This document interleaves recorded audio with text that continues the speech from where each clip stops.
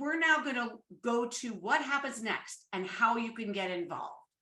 And we're moving on to our wonderful consultant, David Panush from California Health Policy Strategies. David, you there? I'm here. Great. So David, you're going to help us figure out how a bill becomes a law a little bit, or at least how this bill could become a law. Well, thank you, Judy. And it's so great to see so many people and so many different communities all sharing this screen with us. I mean, this is really exciting, and it doesn't happen very often. And I think that's going to be a key part of our success here.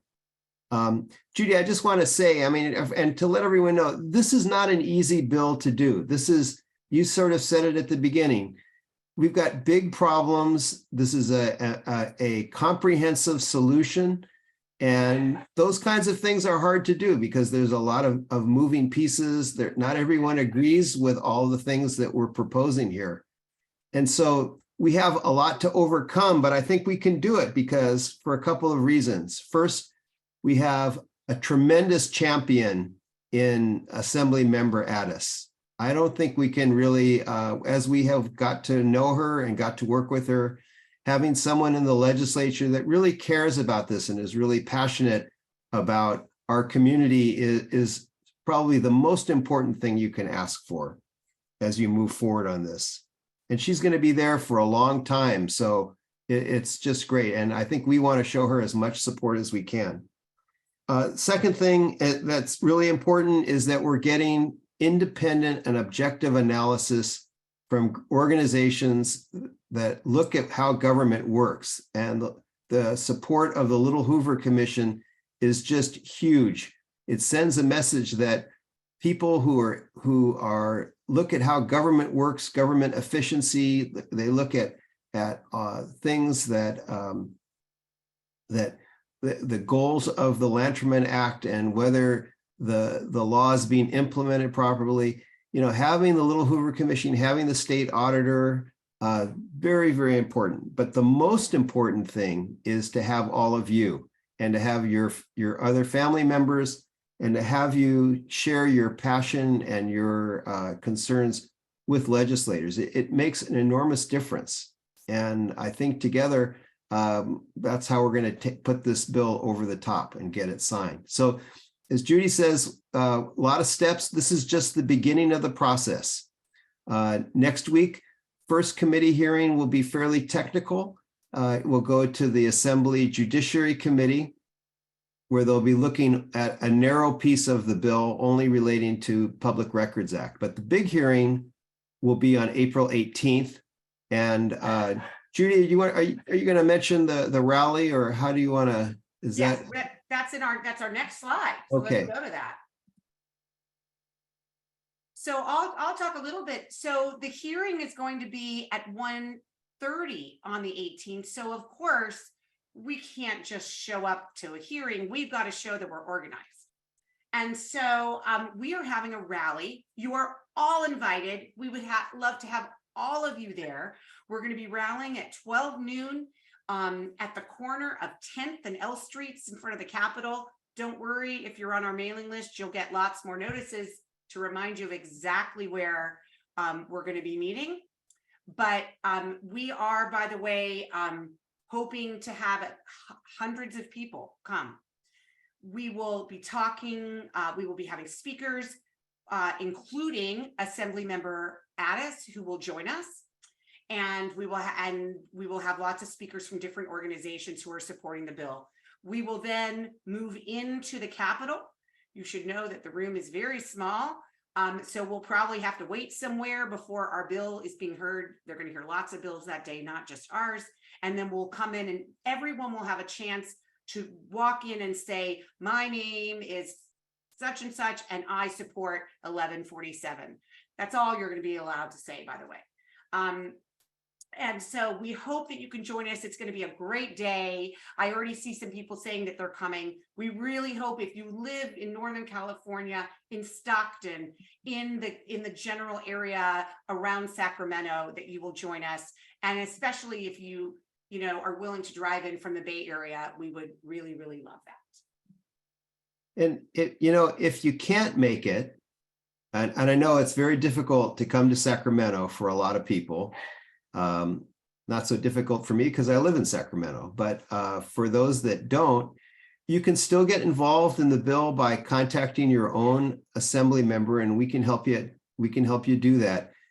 It's really important for you to do that because legislators, and I don't know if Senator Emerson is still on the line here, but legislators like to hear from the people who live in the districts that they represent. And so they really actually do want to hear your stories. They want to hear how strongly you feel about these issues. And generally they're going to want to find ways that are going to address those kinds of concerns. And we think that you are our most important lobbyist to really make this case for our legislation. So David, can I ask you a quick question, if you don't mind, just jumping in real quick? David, can you share with the community that on the 11th, there's going to be a brief hearing on the Records Act, and then on the 18th, our bill will be heard. But what does that mean when a bill is heard? And what are the action items, if any, that can be taken that day? So the way the legislature is organized is, and for those of you that have involvement in community organizations, a lot of times there's so many issues that come before you that you say, okay, we're going to have a couple of people who specialize in certain types of issues. So we have an education committee in the legislature where all of the education committees go, and you have people that develop some expertise and some knowledge about education, and they're sort of the first stop on education bills. For bills that relate to developmental services, we have the human services committees. There's one in the Assembly, and then there's one in the Senate. So the first order of business for the legislature when you have an idea for legislation to change the law is to say, well, let's ask our experts to take a look at that. And that's what the committees do. And then if they think it's a good idea, then it will go off to the Appropriations Committee, which is another committee that focuses on how much these bills cost. And so, they only have so much money. And so bills are prioritized based on their cost and based on how much the legislature thinks they're important and prioritized. So, and then from there, it will go off to the floor. In the Assembly, there are 80 members. So I have a pop quiz for those that have heard me before. How many votes do we need on the Assembly floor? We need a majority. So who's the math whiz here? How many do you need? Wonderful, wonderful. So we're going to have very specific ways for people to 41. Sorry. We need 41. I'm going to actually, we have slides that give you exact examples of what you can do. Okay. So let's move into those. So if you represent an organization, it could be a parent support group. It could be a nonprofit. It could be a company, a for-profit company. You can support the bill. And so what you need to do is to go to this website, and everybody will have a way to get in. You have to actually register and all that kind of stuff. If you are an organization, you can be officially recognized by the committee as supporting the bill, and you will be named in their analysis of the bill. Individuals is different, and we're going to get to individuals in a moment. We are going to get you a support letter. We'll put it in the chat. We are also going to email it out a ton of times. It is due, that support letter from organizations is due on April 11th. by noon to the Human Services Committee. So we will remind you and get you that information if you're an organization. Now, for individuals, we have a different story. Individuals do not get named by the person. All that the committee does is total the number of people who said they support the bill, and they say 350 people supported the bill, and that ends up in the analysis. So they asked us to keep track of people supporting and to provide them with a list of names. And so we're doing that through just a simple Google form. So this is what you'll see. It's just a simple form. It says, by filling out this form, you are giving permission to Disability Voices United to provide your name only, no other information, to the Assembly Human Services Committee. The committee will not share your name, but they will count you as one of the individuals who is supporting AB 1147. And we're asking you your name, what best describes you, and your zip code, so that we can also tell legislators how many people in their districts are supporting this bill. So we encourage you to fill that out. You see the link in the chat. Based on talking to the committee secretary, that's absolutely true. We can supply the names, but we may attach it to that same kind of support letter that's provided. Okay, but we'll handle that, and all we need are the names. So I just wanted to clarify that. Thank you for clarifying that. I appreciate it. And now I'm going to call on Evelyn Wong. Beverly? Yes, Judy, it's Beverly, actually. Oh, Beverly. Why did I say? Oh my God! It's similar. I have a friend named Evelyn Wong. That's why I Sorry. screwed that up. Okay, I'm changing this right now, right in front of everybody. All right, thanks, Judy. So yeah, thank you for letting me share. So when we heard about AB 1147, we definitely wanted to support, and we're really thankful for DVU and ICC for co-sponsoring this bill. And so we wanted to provide an easy and quick way for you all to contact your legislators to show your support, because every letter counts, every voice counts. And so we put together this advocacy page, and I believe someone put it in the chat. I'll put it in again. I actually have it in English and now Spanish as well. So it's just a page, an easy page where it has some of the basic information we reviewed today about the bill. And then as you scroll down, there is a form that you just fill out your information, and it asks for your name and address so that it can send that in the letter, and that it can be sent to the right representative. But we've actually targeted this letter specifically to the Assembly Human Services Committee members. So it'll be sent to all of those members. There is a letter here. You can actually change any of it if you would like to personalize it. And so you can read that there, and then you would just hit next, and you can submit the letter however you would like, and it'll go to all the committee members. And another thing that was really great to do is if you want to copy the link and share it on your social media, let people know that you supported, and hopefully we can spread the word and get others who are not here tonight to also participate. And I think that is it for me. Thank you so much. Thank you. We are so thrilled to be working with Parents Helping Parents, Beverly. It is a wonderful organization in Northern California, and we really, really appreciate it. So moving on to our final speaker, who was supposed to be called on like many minutes ago, but because this has been a very, very stressful event, and please, people, I can tell people have been private messaging me a storm during this. I have not read a single one of your private messages. I just need to know, so don't communicate with me that way. But I would like to introduce Terry Rohde. Terry Rohde is the director of Paradigm Services, and she is also here to support our bill. And I just want to give a very specific shout out to Terry, because we have been pretty much on our own on this bill. The ICC and DVU, as organizations led by people with disabilities and family members, have really been quite on our own. And for an organization that serves people, that is a service provider, to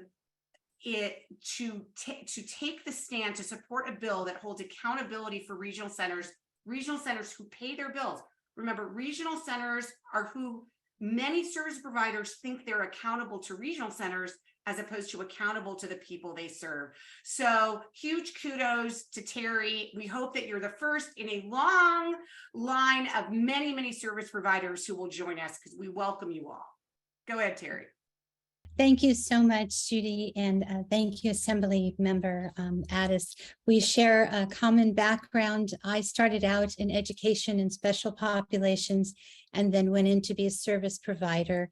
I'm the Director of Paradigm Adult Services, a small, very, very small family-owned service providing for services for the Central Coast residents, from King City to Salinas and Big Sur to Castroville, for the past 16 years. Our county is significantly diversified, the coastal region and the agricultural region. Service providers across the state have one thing in common, and that one thing is that we serve the individual and the families. And I like to keep that center. We talk about person-centeredness, but we know that it's the families that also support the individual, who as a service provider, we're trying to support the individual and the families. So I have a couple questions. Wouldn't it be nice if individuals and families could know that they're receiving the same level of services regardless of where they live or the language that they speak? Wouldn't it be nice if we had streamlined statewide system of accountability for us as service providers, as well as the 21 regional centers? And finally, because of the mobility of individuals and families we serve across the state, wouldn't it benefit the individual and families to know that when they relocate or when they find a non-traditional service of interest, that they would have a continuity of services? And so we have to ask our question, does AB 1147 answer each of these questions affirmatively? And I do believe that it does. So thank you so much again, Judy and Fernando and Assemblywoman Addis. I really appreciate what you're doing, and I hope to get other service providers on board to support the bill. Thank you. Thank you so much. We would really appreciate that. Really appreciate that. So we are now done with all of our formal presentations. We appreciate everybody being so patient going through this, considering all the crises that have occurred. I know maybe some of you didn't actually feel all the crises, but this has been the most stressful event we have ever had. So hoping that that we have time for all of your questions. We know that there's been an amazing amount of activity in the chat. So once again, you can speak in one of two ways. You can write something in the chat, or you can raise your hand. I'm just letting you know that if you raise your hand and we don't know you, we may have you identify yourself more clearly in the chat, just because we were Zoom bombed earlier today. So I actually, so far, all three people with their hands up, I know. So we're all good for that. So I'm going to start with Tim. Go ahead, Tim. As a staff advocate, I'm excited for AB 1147. It's a great bill to bill for accountability. When this bill comes into law, how can staff advocates such as making sure that we are getting the fair share of the pie? Because most consumers rely on their service coordinators to advocate for us to their managers for the service that we need. How is AB 1147 going to work for those of us who doesn't have any natural support that we are getting equity? What does AB 1147 means to the person being served? I think most of us would like to hear that. If you can please explain something brief in plain language. So you're basically asking, what does 1147 mean for people served? I would say there's a number of great things, Tim. Number one, the IPP, the annual meetings that you have with the regional center are now required, and there needs to be proof that they're doing this required to be directed by the person, not the parents speaking for them or the regional center not even including the person with the disability at the IPP, but the person needs to be directing the their IPP to the best of their ability. Secondly, there's a timeliness factor. I know for sure, I have seen this with you, Tim, but I know maybe many others have experienced this too, that you ask for services or you ask a question and you don't get a response quickly. We want to make sure that regional centers respond to every communication within 2 business days and that you get your services much more quickly. And so that's just the top of what we want to do. When I was talking a bit about accountability, I talked about these performance measures that regional centers must meet. And if they don't, they have to create a plan to correct the problem. Well, some of those measures are things like whether a person has a job, a competitive integrated job in the community. And if their performance is very low in that, then they need to create a plan so that they improve it. So, I would say that almost every single part of this bill is directly for people who are served by regional centers, for self-advocates. And I hope that explained it in a way that you could understand. I'm now going to call on Lulu. Go ahead, Lulu.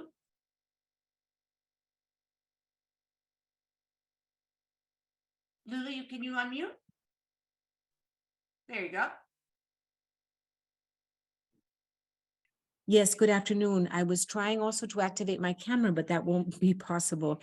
Anyway, I'd just like to mention to you that it would also be important to include that every family should be able to receive a copy of the Lanterman Law, because one of the biggest difficulties for us is to know really what our rights are due to difficulties of translation.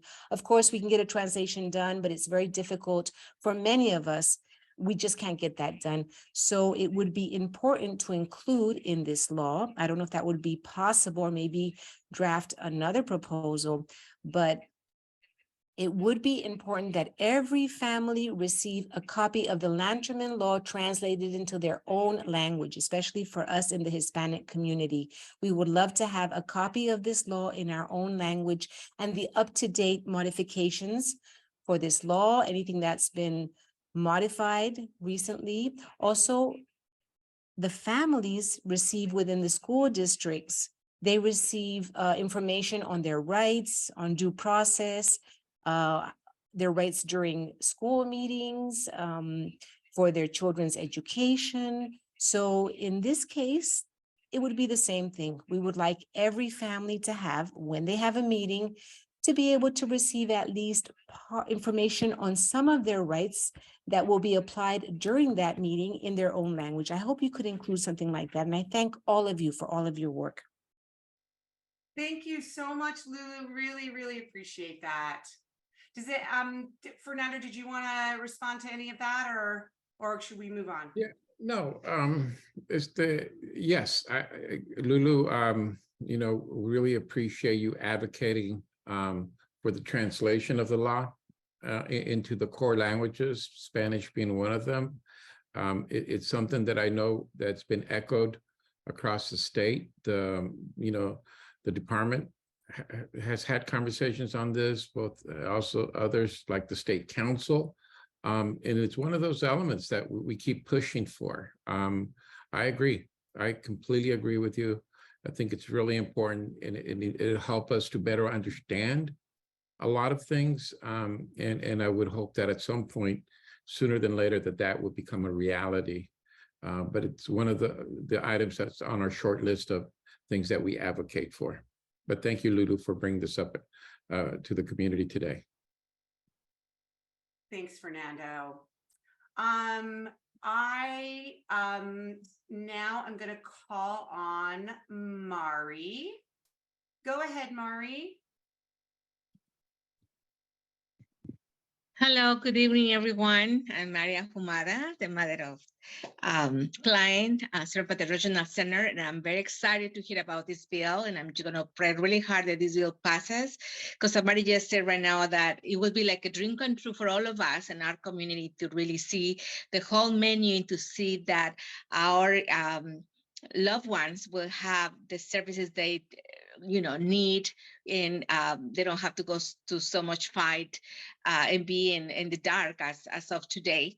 So I'm just excited for it. And I also just wondering, somebody mentioned about that the regional center will have incentives when they do good, and they're going to have some kind of, I don't know, repercussion, I would say, if they don't do good, but who is going to follow on that? And who else also follow on DDS to be sure that, this is happening? Because I know that as of now, they also DDS following and be sure that regional centers are doing what supposed to be doing right, and as written in the Land-Term Act, and as we all know, none of that things is happening. So my question is how often that is going to happen, and who's going to be sure that this time the policies of the regional centers are not overshadow what is intended to do in this bill. That's my Yeah, I mean, that's where the rubber hits the road, as they say, right, Mari? It is, first of all, we have a long road ahead to get this bill passed. We know that there's going to be some opposition to this bill, probably from the Association of Regional Center Agencies. So far, they have not taken a position on the bill. But there's certainly a lot of folks who think that they're doing just fine. And so there needs to be no changes. So we have a long road to go. And the ultimate bill that will be passed may not look anything like the bill we just presented to you. I have to be honest. And so what we do get through, we have to make sure is implemented in the way it's supposed to. And that is where the movement that Fernando talked about that we are building is so critically important. We want to build that movement. We want you to be part of everything we do to hold our system accountable, because I always talk about the disability community are us. It's the people served by regional centers and their families. And the system is the people paid to be in it. This disability system are the regional centers, service providers, and DDS. That's the system. And so we have to hold the system accountable for the community. And so you're right. It's going to be hard, but we're going to do this. I'm also going to tell folks that I apologize that you cannot turn on your cameras when you speak. And normally, ever been to any of our events before, you know that we always let you turn on the cameras and you always get to talk. This has been an unusual event today, and so we are welcoming you to speak. And I'm next going to call on Clarence and Suzette Major. Go ahead, guys. Go ahead and unmute. Hi. Hi. It's Clarence and Suzette. We have a son who's 20. His autism his name is Asher, and we just wanted to thank you for this. This has been fantastic, and thank you for doing this as a major effort. How long? And it's sort of disappointing to hear that you say this may not be the bill, and there's a long road ahead.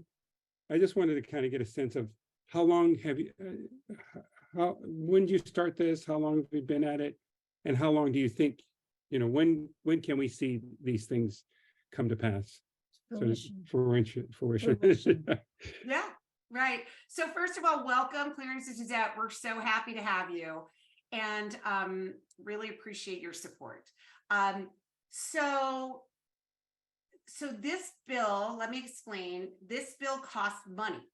And when something costs money, it means that there has to be a separate process by which the state of California or the legislature provides funding for it. Either the governor's office or the legislature provides funding for a bill, or else it will die. And so the next steps after we get out of Assembly Judiciary next week, Assembly Human Services the following week, is that it goes to the Assembly Appropriations Committee.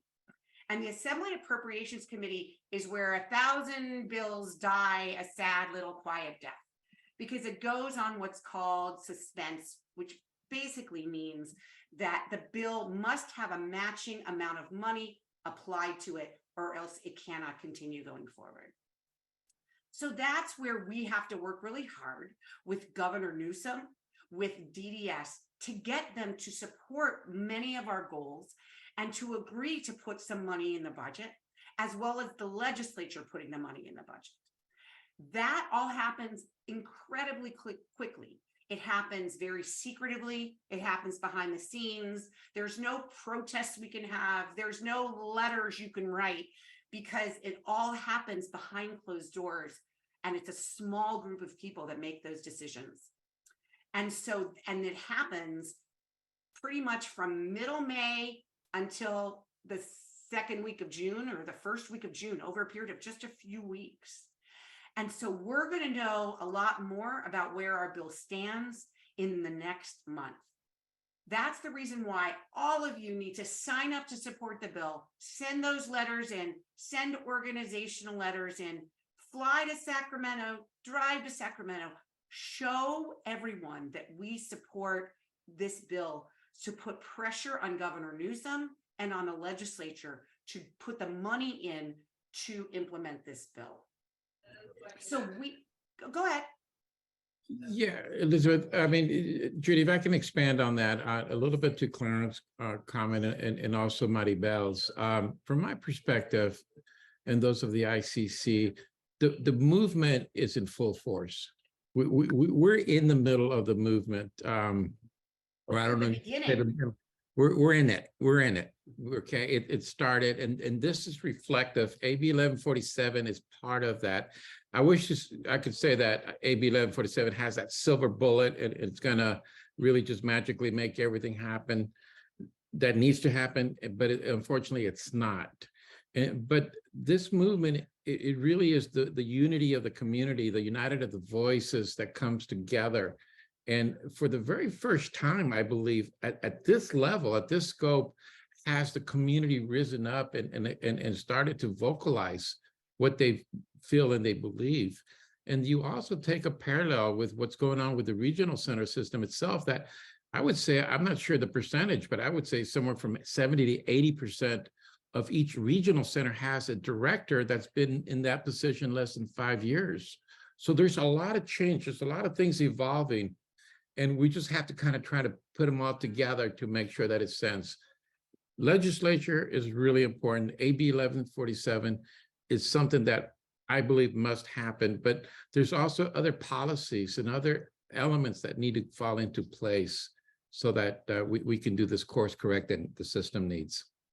Just wanted to emphasize that aspect. Yeah, I really, and can you guys keep Fernando spotlighted, please? Because I'd like him to help me answer any of the questions that come up. All right, Nestor. Hi, Nestor. It's so great to have self-advocates. We did have a self-advocate speaking earlier who had some technical difficulties, and we really apologize for that. Go ahead, Nestor. Hi. No, this is more, I have more a question about like the rally on April 18th. Like, is there like an email or a phone number we could call to, like, if we're interested in going to Sacramento, and like, so like it's the whole thing's more organized. Like, I know we have like a sort of address, like it says 10th and corner of 10th and L Street. So, but more information will be appreciated. And if we have people interested in to go to Sacramento, is there like a number or email we could like forward those to, like, so we can organize better? So I think you should probably be in contact with the ICC, Nestor, since that is something that you work with. And I think that other organizations are going to be organizing their own folks to get there. We're hoping Okay, so that, we're hoping it's just gonna Prognia come together. We're hoping Prognia group brings a group. We're hoping ICC brings a group. We're hoping all these different organizations bring a bus or a van or a carload of folks. So Nestor, definitely talk to Fernanda. I think you know how to reach him. Okay, I already know like that. That's still what we're working on. But like, okay, but like more like on once we're there, what are we gonna do once we're there? We will take care of you once you're there, Nestor. We will get you to the right places at all times and then get you home. So don't worry about that, okay? Okay. All right, thanks, Nestor. Ed, are there some burning questions in the chat? Because we have so many hands up, but if there are some great questions in the chat, please read them. Judy, why don't you take another question and I'll have a couple good ones queued up for Okay. you. We have so many hands raised, not a problem. Rafael Diaz, go ahead. Can you hear me? Yes, we can hear you. My name is Rafael Diaz, and I support the bill AB 1147. Because I found a lot of obstacles with the regional center myself, and so I'm asking for this Zoom to continue on. Thank you. Thank you, Rafael, for your comments, your support, your participation. Thank you so much. Rose Espinosa, go ahead.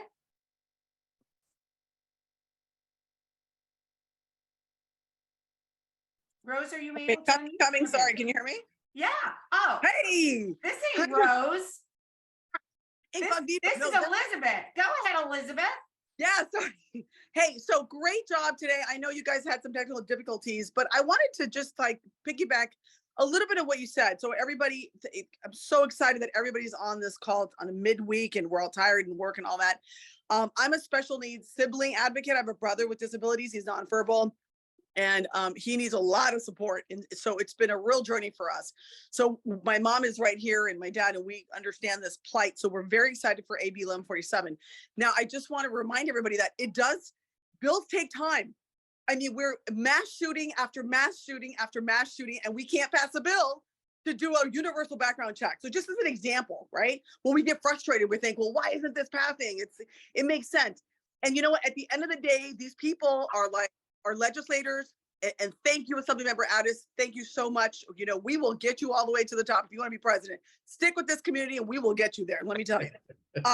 You know, the reality is that they are like these influencers. The more people that follow them, the better they are. And I know it's so hard for us. I know it's hard for me. May not be able to go to Sacramento, but maybe from here we can make a difference. And what we do is let's create a hashtag. Let's make sure, you know, all of these people on those the Human Services Committee and everybody else, Governor Newsom in particular, has an Instagram account, has a Twitter account. You need to send him a tweet. That's easy. Get your little young kids, your 5-year-old who probably can tweet better than all of us, and just send it out and say, you need to support this. They need to hear from us. So if you can't be there, then be there via social media, because it counts just as much, sometimes if not more. So I just wanted to throw that out there. And Judy, you guys may want to think about what that hashtag can be, and then send it out to all of us, and we'll be happy to follow along. I want to make sure as many people get as many questions in. So I'm signing off.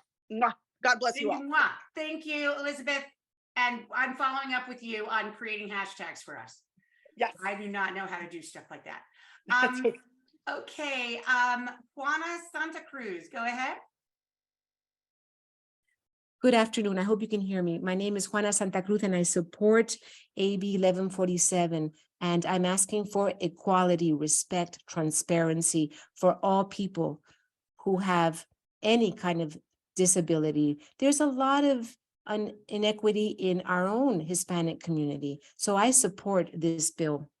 And I want you to know that we are willing to support it. I'm from Redwood, we're near Sacramento, and we are going to be with you. We're going to support you with this bill. I also would like to thank Judy, Fernando, Rudy, to Integradoras, to Mrs. Elizabeth.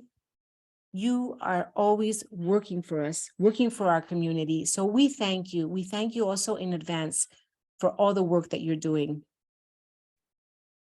Actually, I was feeling a little depressed today, to be honest, because I feel there's so much injustice, inequality in our center. The workers, the staff don't respect us very much. For the regional center, I feel they don't give us the services we need for our children. Thank you. Thank you, Juana, for your comments, for raising your voice, for participating. I know that Redwood Coast has a lot of families that have organized, that have come together to make sure their voices are heard and felt. So thank you. Thank you for your comments. to you and all of you, and we hope to see you in Sacramento on the 18th. Thank you, Fernando. Okay, Valerio, Valerio Baca. Can you unmute, Valerio? Sí, buenas tardes. Buenas tardes. Buenas tardes, Judy, y a todos. Is it okay if I tell you in español what I have to say? O francés, okay. gusta, pero español está perfecto. Bueno, I'd like to tell you that I support this bill, AB 1147, 100%. And like many of us have been asking for, both in the chat, and Rafa also said, let's have more Zoom, a longer Zoom meeting, because I believe Zoom is an essential platform so that we can hold these meetings, you know. Like now, we can all see each other. We can be on this Zoom. Without Zoom, we could not participate because we can't travel to where you're at, because I'm in Redwood Coast as well. I'm too far. So, you know, it would be practically impossible for me to cover such a long distance to get to your meetings. In our regional center where we're at, and where I think most regional centers work the same way, the service coordinators and the supervisors and the higher up staff, the ones who are above the supervisors and the coordinators, I don't believe they have the right Lanterman Act training. Because whenever we ask for something, we find that we're the ones who have to send them the code or the details on the act that applies to their clients in their regional centers. And even so, when we send them this information, they interpret it incorrectly, they misunderstand it. I don't know if that's on purpose or if it's just that they don't understand the verbiage, how it's written, the way the statutes are set out. So it really is incredible that it's our own community that has to send them the details of the act, the codes, the service codes, so that they are able to find them. So they definitely do need more training. They need better supervising, both internally from their own supervisors and from DDS. And I don't know what else it is that we need to do, but we do need to do something. So I hope this law gets passed. Everything is looking good. We're on the right path. So just to thank all of you for giving us this presentation on this bill, and especially for all the work that you're doing. Thank you so much. Thank you, Valerio. Really appreciate it. And Judy, just want to say a couple of quick things to Valerio's points. Number one, Valerio, thank you for sharing that. And one, I believe it's impressive that family members understand the Latterman Act and are able to quote sections of the Latterman Act to the individuals who are supposed to be the experts. But that shows an important aspect of that is how important it is for us as community members to be part of that. And I know that that's an exception to the rule. And as Lulu was sharing earlier, how important it is to make sure that we have access to the Latterman Act in our native language. But what you said is also really important when it comes to that experience that you have in interacting. And I know that you're sharing your experience, but it resonates across the state to many other families that are here today. But those are the areas that I think one by one that we have to address and figure how to improve on. And we will. But thank you for sharing. Thanks, Fernando. Okay, Ed said she has a couple of important questions from the chat. Go ahead, Ed.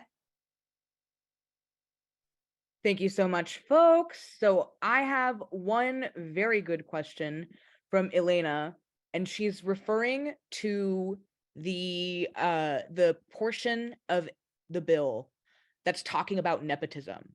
And when we're talking about staff having restrictions against nepotism, not being able to receive gifts, things like that, or gifts over a certain dollar amount, would staff be just regional center employees? Or would that include vendors too? What would that look like? It would say the beginning of the question again. Sure. So when we're talking about the nepotism, the part of the law that addresses nepotism, what do we mean by there are going to be restrictions for staff? Does staff means regional center employees, or does it mean vendors too? Okay, no, just regional centers. Thank you for clarifying that. It's just regional center staff at the highest level. So I'll just give you all an example of that. The executive director of South Central Regional Center, shout out to South Central if any of you are from there. His daughter is the head of a foundation that owns the building of South Central Regional Center. So there is that close relationship that needs to be clarified. The former executive director of Harbor Regional Center, no longer there, retired, her sister was the head of the foundation that owned their building. And by the way, the executive director used to say things like, I own this building, when she would talk to parents. So we need to have a big dividing line for those senior staff. I have no problems if two service coordinators are married to each other or their brother and sister, because service coordinators are not the people in power, the people in power at the highest levels. And so we're just trying to clarify, when you have a person in power, how to ensure that they are not handpicking their family members to get good jobs at that, and it becomes a conflict. Okay, so I hope that helps. Go ahead, Ed, give us another one. Thank you so much, Judy. One of our next questions is, where is the enforcement going to be in this bill? Or how is that going to look to ensure that regional centers and DDS cannot continue ignoring the laws? Yeah, that is the excellent question, that you're not the only one who's brought that up just today. Because, you know, for many of you who are part of the self-determination program, that is a law, and many regional centers are not implementing that the right way. So we need to ensure that if we get this bill passed, that we are watching everything that's going on, and that we are educating our community, and that you know what your rights are. So if we can get this passed, that regional centers have to respond to your emails and phone calls within 2 business days, and it's a Monday, and you send an email and you don't hear back for a couple of weeks, your regional center's broken the law. They need to get back to you by Wednesday. And so we are hopefully going to really be watching everything, but our first effort is to get this law passed. That is going to be the hard thing. I'll give you one more, Ed, and then we're going to go back and we will take people's hands up until we run out of time at 7. We've gone an extra 30 minutes, but we will lose our fabulous ASL, Spanish, and Korean interpreters at 7. Sure thing. So I have a question from Sylvia. And I also wonder if we could perhaps use this as a springboard to maybe address the equity portion of the bill a little more fulsomely, and I'll mention what I mean in a minute. If my son is mixed, if he is white and Hispanic, what category should I tell the regional center? Does it matter? And maybe we could use this time to also connect why that portion of the bill that's clarifying what categories people belong to, or what categories the regional center offers for people to self-identify as, why it's important that there's clarity on that as far as driving equity. Yeah. Fernando, do you want to answer that, please? You know, it's not a clear-cut answer, because it's not a clear-cut question. Mm-hmm.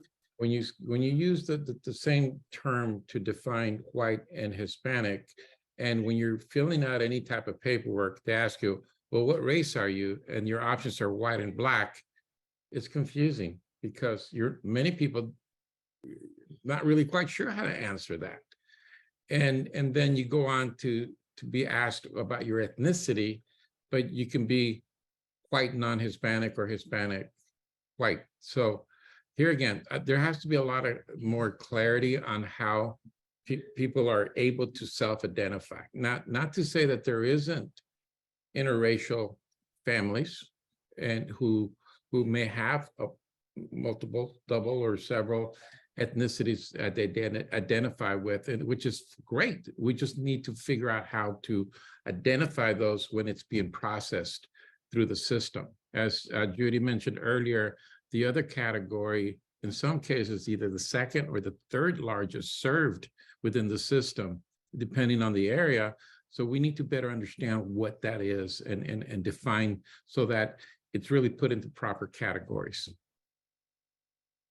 Thank you. Okay, I'm going to go to Claudia, and we're going to take as many of you as we can until 7.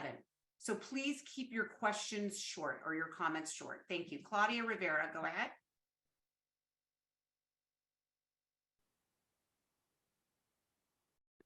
My son belongs to the Orange County Regional Center. So my question is, how is this bill going to improve the service in our regional center? Because as we all know, in this regional center, the services are quite delayed. For example, they only have 2 vendors for recreational services, while other regional centers, they have been at this for about a year and a half, reestablishing services. But in this regional center, we still only have 2 vendors. And so they are just stuck.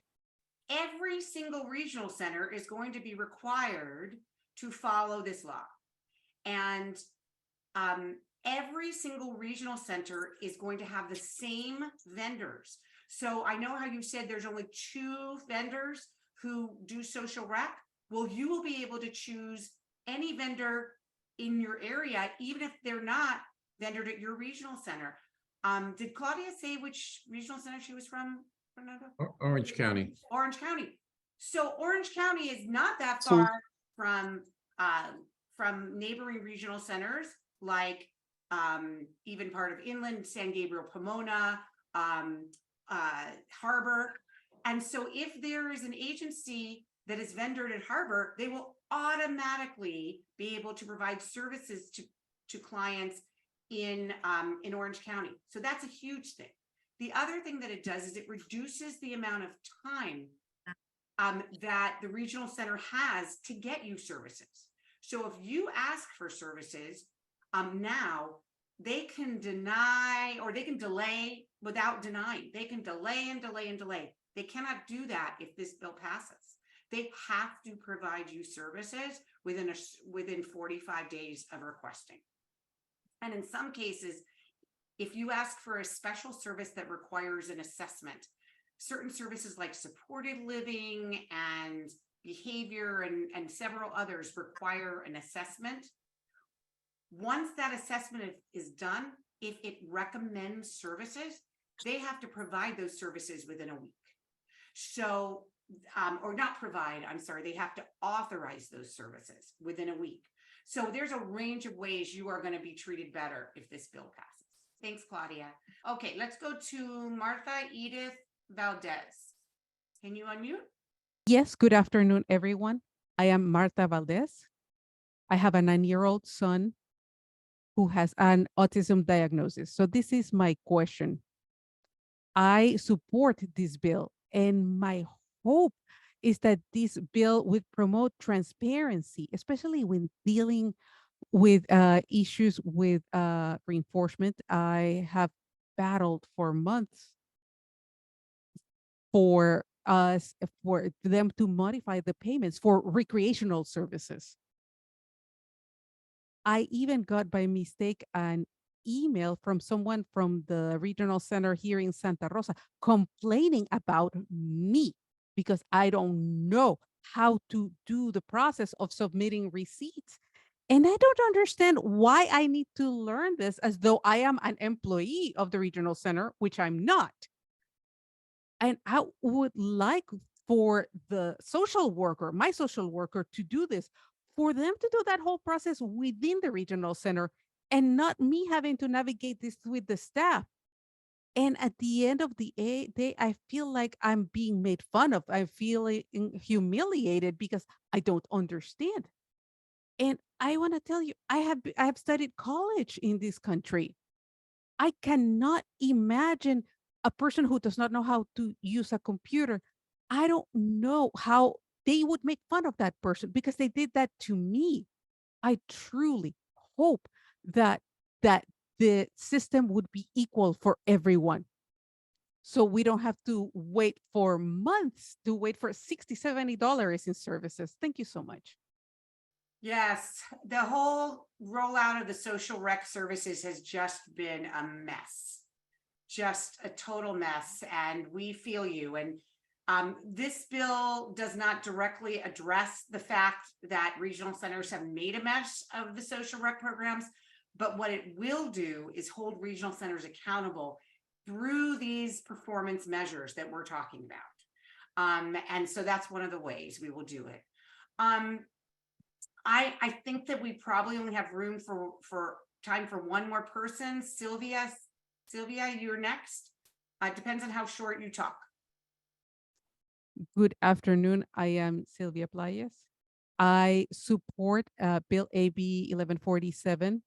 And my comment is that service coordinators do not let us know about the services offered by regional services. And when you find out on your own and you go back to the regional center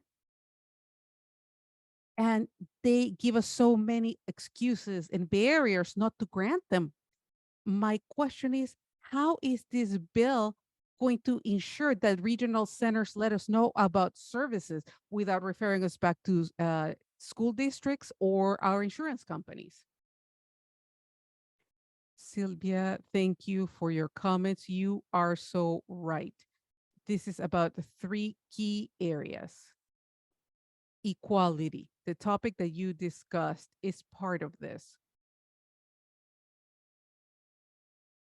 To have access to the services available, how to gain access. Like the lady was talking, the experience that she was having. But this is an area that's going to require a lot of attention to change it. Thank you so much for your question. Judy, do we have time for one more question? It's gonna have to be fast. You're gonna Okay. have to talk in 30 seconds, please. Okay, Dominique? Dominique, thank you. Didn't even say the name. Dominique? You there, Dominique? Hi. Hi. Hi, my name is Dominique, and I'm a representative of Families United for Equity. We are a community-based nonprofit organization committed to fostering a more equitable, inclusive, and accessible world for people of color with disabilities. Our minority clients with developmental disabilities are frequently denied services, and we are here to announce that we will be submitting a proposal to Assemblymember Addis, which has already fostered an agreement from Regional Center of the East Bay, a principal agreement. And this proposal will outline 2 initiatives that will address the issues identified in AB 1147. We're very confident that will make a significant impact on disparities in disability services for people of color in Northern California. Thank you so much. Thank you, Dominique. Dominique, I really appreciate you, and I hope that you, if you have submitted something to Assemblymember Addis, that office will definitely make the ICC and DVU aware of it, and we will definitely be discussing it. So thank you so much. So it's 7 o'clock. Judy, I'm sorry, can I say something? We have Please, a Korean Helen. community. Okay, there are many people who texted. I mean, we are a little shy, so we don't really wanted to speak up. Some people, I'm sorry. Some people, the Korean community, they wrote it. They said they are fully supporting AB 1147. And thank you so much for your hard work. Thank you so much. So folks from the Korean community, please don't be shy. Show up before we're about to end because we want to make sure we give you a full amount of time to speak.